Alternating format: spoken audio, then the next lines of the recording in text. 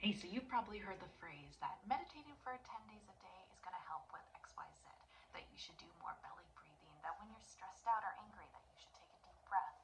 And you might have been thinking to yourself, well, that is complete bullshit and that is pseudoscience. You might be a person who needs to know all the physiological aspects of what's happening inside the body to understand why it's evidence-based and it's actually not pseudoscience.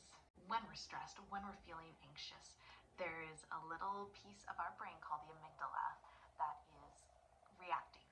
Of course, anxiety has a purpose, but not when it's going all the time. We're not supposed to be stressed all the time. Our sympathetic nervous system, our fight or flight system, is activated. For a lot of us in this high, fast-paced society, it's activated all the time, 24/7. So that little piece of the brain, the amygdala, is going, and telling the body to produce adrenaline, to produce cortisol.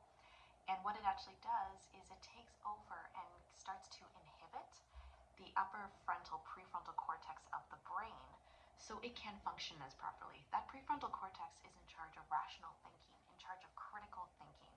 A lot of us, when we're experiencing all this excess adrenaline and cortisol, the cortisol causes our heart rates to increase. It causes our blood pressure to increase.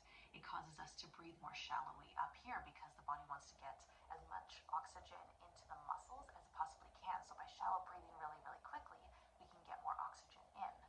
This means our diaphragm is disengaged. Our diaphragm is the organ that's spread across here right under the rib cage.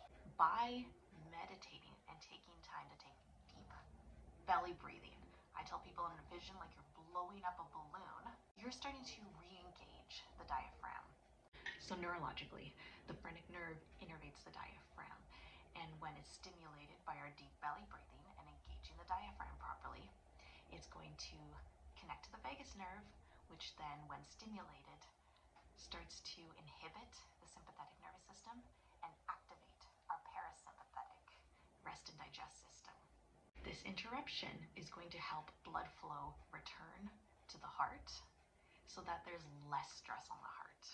The extra deep inhales of oxygen are going to interrupt that flow and all those crazy overactive synapses happening in the brain so that the amygdala can actually start to inhibit and start to slow down and not be as reactive, and the prefrontal cortex can start to take over and do its job.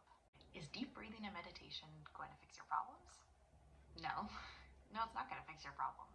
By sending that oxygen back to your brain and interrupting the flow in your brain, you can tell your prefrontal cortex, let's